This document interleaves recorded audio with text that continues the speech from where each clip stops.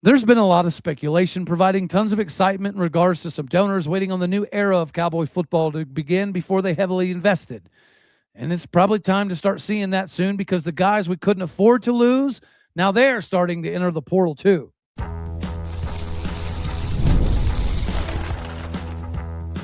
You are Locked On Oklahoma State, your daily podcast on the Oklahoma State Cowboys, part of the Locked On Podcast Network, your team every day. How are we feeling, our Big 12 brethren? Shout out to the regulators. Welcome back to Locked On Oklahoma State, your top stop for all things Cowboy and Cowgirl related. My name is Cody Stovall. I want to thank you kindly for stopping by to make this your first listen. We're available on all of your podcasting platforms, visually as well on YouTube. Find me personally on X at Aldeo State. Today, we get to jump right into this conversation that is naturally grabbing the headlines in Stillwater, Oklahoma, and that is All-American, the only All-American we had on the defensive side of the ball. Wendell Gregory has entered the transfer portal, and this is absolutely a concern because it's on the heels of Nuku Mafi, the freshman offensive tackle that rose up in major ways this season. He's also entered the portal. After Sesi Valahe, a running back that did provide a lot of meaningful minutes at the tail end of the season, he's also in the transfer portal. Up until now, it's really just been a conversation of, oh, well, it would have been nice to have that guy, and it would have been cool if he would have stuck around. None of it was devastating per se. Losing Wendell Gregory, that would be the first thing that is absolutely devastating to this upcoming roster. Right? There's naturally some excitement if Skylar Cassidy's coming over and Greg Richmond's coming over, that they're going to bring a lot of their talent from North Texas if it were to be combined with the best parts of Oklahoma State's roster, right? And Wendell Gregory is the best part of the defensive players on Oklahoma State's roster. LaDainian Fields is getting sought after by some SEC schools down in Texas. Wendell Gregory might not even leave the state of Oklahoma, and it's probably going to come down to finances. Now, I have no doubt that Oklahoma State is in a new position financially. So we probably did offer him a decent amount of money, but he could get quarterback money. And that's likely where the market is going to dictate him. And he's the quarterback of the defense, at least for Oklahoma State. So do I love the idea of a linebacker potentially getting 1.3, 1.6, 1.9, $2 million? No, I do not. But at the same point in time, if he's the quarterback of the defense and you know that's the best piece to build off of, unless the number is astronomically crazy, if we expect to be instantaneously competitive for a Big 12 once again, I think we're going to need some of these pieces. Now, I understand that Raj Murdy is not going to overpay. That is something that he's talked about before even getting the job at Oklahoma State. It comes down to having a set number per positions, which is commendable, respectable, admirable. We're excited about it. But you're hearing the price tag for Drew Mestemaker is already over $3 million. And if Oklahoma State's going to be paying that, then why would you not look at Wendell Gregory in the same vein? Like, I understand you're not going to give a linebacker $3 million, but if you look at the top linebacker in the country this year, Arvell Reese over at Ohio State, he might be the first round or first overall pick. He's definitely going to be a top 3 pick kind of guy. It doesn't have his NIL evaluation listed online, but their star defensive end, Caleb Downs, is getting $2.4 million. So let's say that Arvell is not quite getting that, under $2 million. You're telling me we couldn't come up with 1.2, 1.3-ish for Wendell Gregory? And that very well may have already happened, though, right? We may have said that, hey, we'll give you $900,000. And a team down the road said, screw that. We'll give you quarterback money to come here. It's going to be hard to compete with. And if it does cross a certain threshold, then, you got to find it somewhat commendable again. But as much as I want Drew Mestemaker and Caleb Hawkins and Wyatt Young and Rodney Fields and Royal Capel and Matrell Lopez, as much as I want all of those dudes on the offensive side of the ball, as much as I want Jaleel Johnson, Deshaun Brown, LaDainian Fields, Eric Fletcher has entered the transfer portal. So the two parts of the DBs that were excelling at the end of the season, LaDainian Fields, Eric Fletcher, one of them is in the transfer portal. I want to keep as much of these dudes as physically possible. But how do we not instantaneously tell every new staff member, hey, that number 4, he's a problem. That dude rocking number 4 on the defense of Oklahoma State, he's going to be a wrecking ball. So we probably shouldn't let him leave this place because we're either going to end up playing against him and he's going to destroy stuff, or we're going to watch him play for our biggest rival right down the road. And that's equally as depressing. So maybe I'm overreacting, right? Because maybe he does want Caleb Downs level money. And if that's the case, then I kind of get it. They're going to be very, very active in the transfer portal. It seems as though they're not really going to hit the high school ranks for a couple of weeks because they're focusing on the portal. But we need to start seeing the other end of that, right? That, again, it's commendable that Raj Murdy has a bar, Eric Morris has a bar, and not willing to go over that bar 95% of the time. And maybe Drew Mestemakers is in that 5% of, well, we will go over the threshold for this individual. And if that's the case, so be it. I'm okay with it. You have to have a legitimate quarterback to have a chance at winning a conference title. But it almost feels like these secret donors that have been waiting on this new era of Cowboy football to begin before they were going to invest heavily in the rev share NIL era, it's not looking good. It's starting to get a little bit concerning because, again, you should be able to financially find a way to get the best guy on the defensive side of the ball on your upcoming roster. So unless we find out what that number is, and I'll be dying to know what that number is, because if it is true that we have upticked our capabilities, then we probably did offer him at least close to that 900 to $1 million range. And if that's the case, and he's saying, no, I can go 1.6 mils down the road here, then we better hit a home run in the transfer portal. Because losing some, depth pieces, that's okay. That's understandable. Like even losing Sessi Valahe, we get it. Losing Grant Segrin, not cool, but okay. Nuku Mafi, definitely not cool, but all right, maybe. Wendell Gregory, that doesn't make sense. How do you get rid of somebody like Wendell Gregory?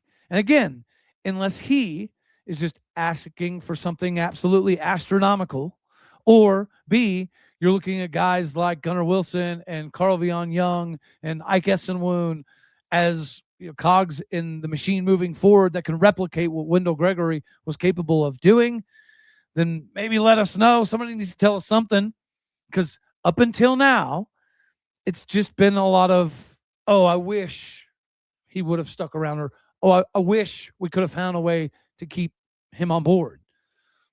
Losing Nuku Mafi and Wendell Gregory, that changes things a decent amount, right? Because you already knew you were losing Markel Samuel. If you have to lose Grant Segrin, it's not great, but it was okay because you had Nuku Mafi, you had Jacoby Sanders, you had Austin Kweki. You don't have Gage Staniland. Like it's, I have a lot of faith in Eric Morris. I have a lot of faith in Raj Murdy. I love the hires that we've announced recently on both the offensive and defensive side of the ball. But this one stings. If we're really going to be competitive, if we're really going to try to replicate what Texas Tech did, or even get close to what Texas Tech did, having enough money to keep Wendell Gregory is probably at the tippy top of importances. So, I mean, perhaps this swings back around, or perhaps we already have a linebacker that the staff knows is potentially Wendell Gregory levels good. But even then, it's going to be interesting. I don't like it. If we have the money that we've heard we're going to have, then you should be able to get a Mestamaker, a Hawkins, and keep the best player on the mother trucking defense as well. So either he's asking for something so outlandish that we should have said, hey, you need to move on, or we really don't have the money that we're pretending to have. And again, if we start hammering some massive transfer portal acquisitions, then you're like, okay, I see the justification. But right now, we're not seeing any of that. We're just seeing departure. Oh, crap. All Americans are starting to leave now. That's problematic.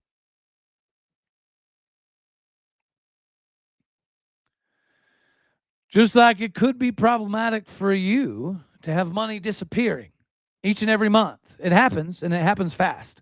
A few subscriptions here, an impulse buy there, and suddenly the numbers in your bank account don't match the numbers that were in your head. Rocket Money helps you get the clarity to track every single dollar and stay in control of your finances, because there's nothing worse than thinking you have something available just to find out, oh, I don't have that available. Well, this is where Rocket Money is going to come in and help you manage your money so it doesn't feel like a second job managing your own money. They do the heavy lifting so you can save more and stress less. Rocket Money finds subscriptions you forgot you were paying for, and it helps you clear them up very quickly. Seeing all of your spending on one dashboard makes it easier to understand where all your money is going. You're going to love how Rocket Money automatically builds budgets based on past spendings. It keeps on track with everything while you might overlook it. The bill alerts, spending notifications, they help you catch small things before they turn into big expenses. Having the app find good times to save each month keeps you consistent with your financial goals. So take control of your finances and cancel your unwanted subscriptions with Rocket Money.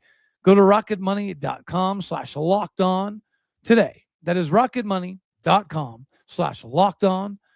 rocketmoney.com/lockedon. Go there today so you never have any money flying away again. The Cowboys got back on track without Parsa Fala and also without Lefteris Mantzoukas. But it's okay. We finally got to see the big Miami decommit, Ben Ahmed, make his presence felt in the court. And he just in a handful of minutes, 7 minutes, he was able to put up 6 points. So it was nice to see the big man rocking and rolling down low to give some minutes. The game was ugly. I'll just call it for what it was. This is not the inspiring performance you were hoping for after a massive letdown in Bedlam. But, congrats, UMKC. They kept it close all the way to the end of the game. Oklahoma State would have runs. We'd get up by 13, get up by 11, get up by 10, and they would just kind of, wiggle their way back into it. Shooting 82% from the free throw line definitely helped them. They shot 37% from the floor and 37% from three-point range. The Cowboys shot 58% from the floor without having their two big men, and 36% from three-point range. Anywhere near that will typically get you a W. 74% from free throw line, not bad. As we mentioned, Ben Ahmed, 7 minutes, 6 points. We also got to see Mekhi Ragland, another freshman big man, alongside Ben Ahmed. He had a few minutes, put up 2 points. Jalen Curry had a really nice 13 points, even though he picked up 3 early fouls, and didn't seem to get fluid until the second half for the most part. But he was able to get in there, give us double digits in the points department. Isaiah Coleman looked really good, 20 minutes. He gave us 8 points, and obviously was the defender that we needed. Andre Vukovic did get 11 points. So without the two primary big dudes, and after Vukovic having a really rough go of it at Bedlam, he did respond with 11 points. He was also able to grab a handful of rebounds for us. Victorious Miller had 13 points, hit a massive three-pointer, had a huge steal and dunk all together. Kanye Cleary didn't get to play much, so hopefully Kanye is going to be all right moving forward. Christian Coleman, he stepped up, had a double-double. He had 20 points to go alongside 10 boards. And then Anthony Roy was right behind him with 18 points, and Anthony Roy also did chip in 6 boards, which is good because we needed Anthony Roy to have a little bit more of a presence on the court other than just being, a threat offensively. So to see him get out there and defend the perimeter a little bit better, mix it up in the rebounding departments is precisely what Oklahoma State needed to get this W. And this opens us up for a little bit of a stretch here where it's not murderer's row. We should have a pretty easy road for the next few weeks to get ourselves in a position to be ready to rock and roll for conference play. Fullerton is a baseball school, right? Traditionally speaking. But, they're going to have an opportunity to come into Gallagher-Iba and test Oklahoma State once again this weekend. Then we get Bethune-Cookman before we got to hit the road to take on a top 20 Texas Tech before conference play gets rocking and rolling. This is, I don't know, a little bit of a letdown after the OU game. We were all hoping that the response from the Cowboys in this one would be absolutely huge, and we'd go on an explosion offensively, and we'd turn a new leaf defensively. None of those things happened. Thankfully, Christian Coleman was able to get that double-double for the Cowboys. Anthony Roy was able to help offensively, but also provide a spark defensively, get in on the rebounds. It was nice to see Ben Ahmed get out there. Mekhi Ragland's already becoming a fan favorite, I feel like. So, Cole got some minutes as well. It's nice that we don't mind playing Christian Cole or Kurt Cole whatsoever. And it almost feels like Isaiah Coleman probably just earned himself a little bit more time. But Parsifala is proving to be that guy. Yes, Anthony Roy was somebody that we had to rely on this season. Victorious Miller has provided such an offensive spark that all of us are insanely excited about the guard play. The fact that we can rotate between Jalen Curry and Kanye Cleary at the point guard position without even needing to use Daniel Guetta, that's huge. So our guard play is gonna be our shining light for most of the season. But we've all witnessed multiple times now that Mark Parsifala is the cog in the machine that helps Oklahoma State tremendously. So there is a big difference in what the Cowboys can do without him. It's crazy, right? I think if you go back to maybe a Musa Cisse, Parsa doesn't affect the game in the same way that Musa Cisse did, but it is very, very evident that Parsifala is kind of the quarterback. He's kind of the veteran leader of this Cowboy basketball team, because when he's not on the floor, we may shoot better, we may be more athletic, we may be better in transition, but we're not the same ball club. We're definitely not the same in half court. And defenses, they respect Parsifala in the paint a little bit more than Lefteris Monzoukas. Lefteris is obviously more of a three-point specialist, right, coming over from overseas. Part of his game that needs to enhance is obviously going to be, can he bang down low a little bit more? But that is Parsifala. He's the dad of the team that sets the precedence for how this game's going to go. Parsifala dictates how Oklahoma State's physicality is going to be throughout the course of the ball game. So hopefully he's back soon. He was a game time decision, so I'm assuming it's not that big of a deal. If it was a conference game, like if we were playing Texas Tech this Sunday, then perhaps Parsa would be out there. Hopefully it's the same for Lefteris Monzoukas. Hopefully this is nothing serious for Kanye Cleary, because having Kanye spelled by Jalen Curry, it offers two completely different skill sets. So defenses have to change their game plan based off of which point guard we have in the game. Not that Jalen Curry couldn't run everything by himself 24/7, and then we do still have Daniel Guetta that could come off in spells and help out. But Kanye Cleary's ability to distribute is huge. So when we get Lefteris Monzoukas and Parsifala back, we're going to need the dribble penetration and dish capabilities that Kanye Cleary has, as opposed to Jalen Curry, who gets the basket super quick, but he's more of a scorer than a facilitator. So, yeah, we've got some time here to get this thing rocking and rolling in the right direction before conference play. But congratulations for the Cowboys. You got a double-digit victory. Yes, maybe 11, 12, 14, 15 points would have been better, but double digits is still double digits. we'll take it. You got back on track. You got to see Mekhi Ragland and Ben Ahmed out there, which is good. It just proves that we have more depth now that we have some of these young guys getting healthy at the right time.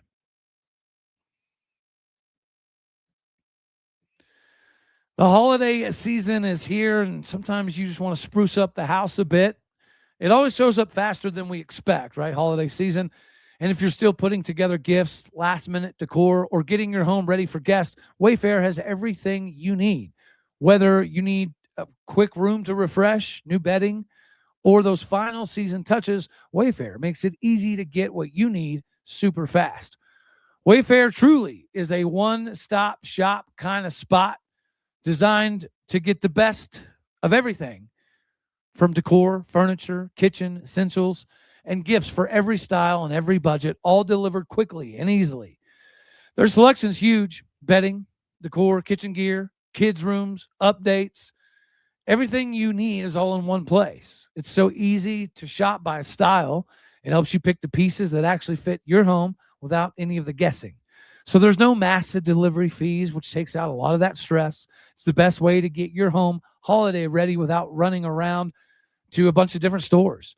So get last-minute hosting, essentials, gifts for all of your loved ones, and decor to celebrate the holidays for way less. Head to Wayfair.com right now to shop on all things home. That is Wayfair.com. Wayfair, every style for every home. Make sure that you go be a part of that for this holiday season. Cowboy wrestling gets another crack at Nebraska. Last time it didn't go so swimmingly for the Cornhuskers, but they did have some limitations in that one, so we're going to break some of it down here. The Cowboys absolutely dominated Nebraska 33-6 at the national duels early on in the season, but that doesn't tell the whole story. Nebraska had some things going against them, and they seemingly are prepared. So I went over to Corn Nation to talk about this, and this is their take on it. They're pretty excited because they feel like this is going to be a redemption moment of some sorts, because the Huskers already faced Oklahoma State this season at the National Duels Invitational. Things didn't go well with a 33-6 loss. In that duel, Nebraska had either backups or guys up weight classes in 5 of the first 6 weight classes due to injuries, leaving them without much of an opportunity from the start. So this is Nebraska saying, hey, we had a lot of guys hurt. We had a lot of guys at the wrong weights. That's why Oklahoma State drug us through the mud. It's not going to be that way this time. 125 pounds. It's going to be interesting. It maybe should be Cale Larsden, but they also have sophomore Alan Kohler that could go. Earlier on in the year, it was Kohler that got absolutely dominated by Troy Spratley. So perhaps Cale Larsden could, in fact, be a dude that steps up here to take on Troy Spratley to try to give them an opportunity. Nebraska had number 8 ranked Jacob Van Dee miss portions of the season.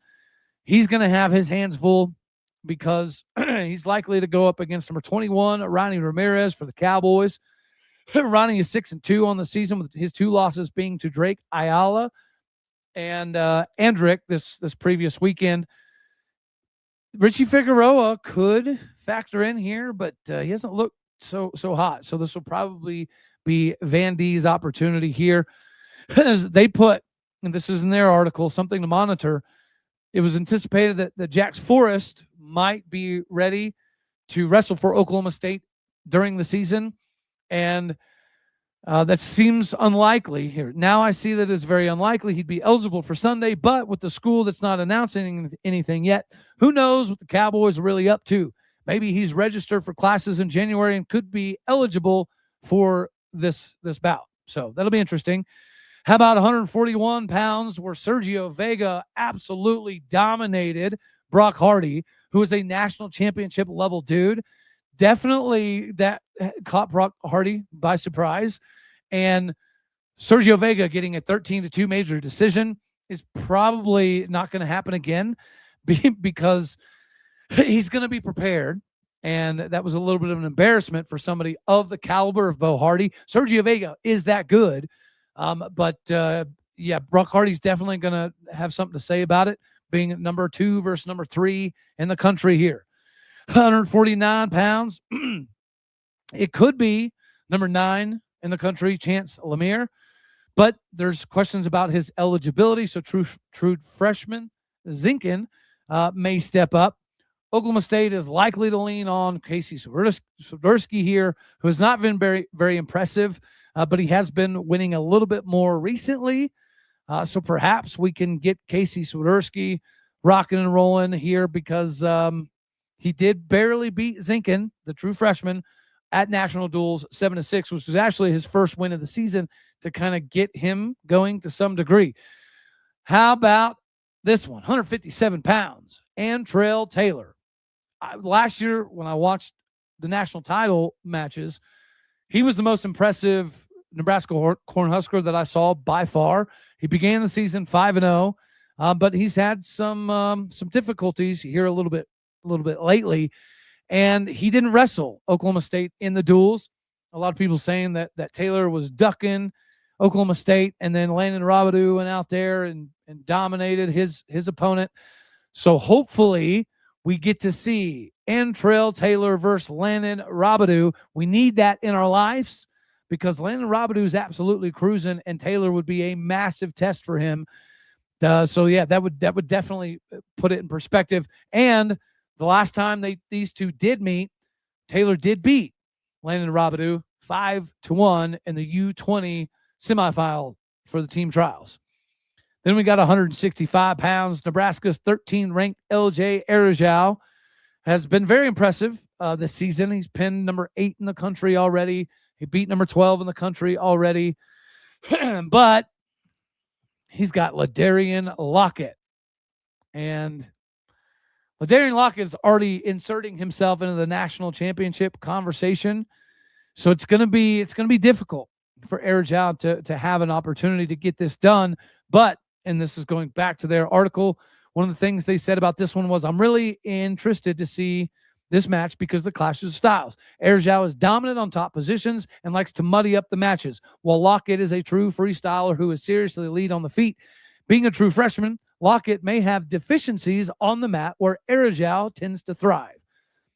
I don't expect Lockett to choose to go under Arajau in this match, so the young Husker may need to get a takedown or reversal if he hopes to exert himself on the mat. Regardless, this match really affords Arajau the opportunity to insert himself in the conversation nationally with a win here over one of the hottest wrestlers in the country. So they feel like D. Lockett is susceptible here. How about next up, Nebraska's number 7 in the country, Christopher Minto. Christopher put on a really, really good performance earlier in the year against Alex Facundo. It was tied 1-1. Alex Facundo did win 2-1, but it was with a lot of controversy. They threw the brick. It was over an illegal scissor head move kind of thingy, Mahabi. So that's another one that Minto is going to be coming in very, very hungry because he feels like he should have beat Alex Facundo earlier in the season. 184 pounds. Nebraska has a number 9 ranked Silas Allred or true freshman Ty East here. Allred is 8-3 on the season, and he did already beat Oklahoma State's number 10 ranked Zach Ryder in the national duels. This was one of the few bouts that they were able to get a W here for. So this will be a good opportunity for Zach Ryder to get a redemption with the number 9 ranked opponent here, 197 pounds. Nebraska has number 15 in the country, Camden McDaniel. Camden McDaniel is an 8-3 sophomore, and one of his losses has already come to Cody Merrill at national duels, but it was very, very, very close. Another one of those, like 1-1 at the very, very end. And then Cody Merrill was able to pull it out. So, yeah, that'll be one of the ones they have circled as one that kind of got away from them. How about the big boys? Nebraska has number 4 ranked. That toxic dude. I wanted to say another word starts with a D. Sounds like dude, but isn't dude. Anyways, but AJ Ferrari has not wrestled since winning against Oklahoma State's Connor Doucette 2-1 in the national duels. So hopefully it's him. but they've had true freshman Cade Ziola filling in for AJ Ferrari. I really, really, really hope AJ Ferrari is ready to rock and roll, because Connor Doucette definitely circled this one before the season started. Connor knew he was going to have a couple different opportunities to get a hold of AJ Ferrari here, and AJ got a dub. So hopefully we get to see AJ Ferrari take the mat against Connor Doucette, because Connor had opportunities to win that one. And I'd imagine that, well, if they showed the picture, they took a picture of it over, and a lot of people were like, why does Connor Doucette look so mad? It's because of that match against AJ Ferrari. I guarantee you Connor Doucette believes in his heart of hearts he can beat AJ Ferrari, and he wants that opportunity to prove it on the mat. Hopefully AJ Ferrari is he's not too tuckered out, and he's ready to go for this one. All right. That's all we're going to have for this one right here. As always, you know I love you. God bless. Go Pokes. Thank you for tuning in to make this your first listen here on Locked On Oklahoma State. You could be anywhere, so happy you choose to be here. Do me a favor. Hit the like button if you liked it. Dislike it if you didn't. That's okay, too. More importantly, share, comment, and subscribe. My podcast and people out there. You're everything that makes this work. I appreciate what you do. Go do what you do. Hit the stars. Leave some reviews. All right, y'all. Later, taters.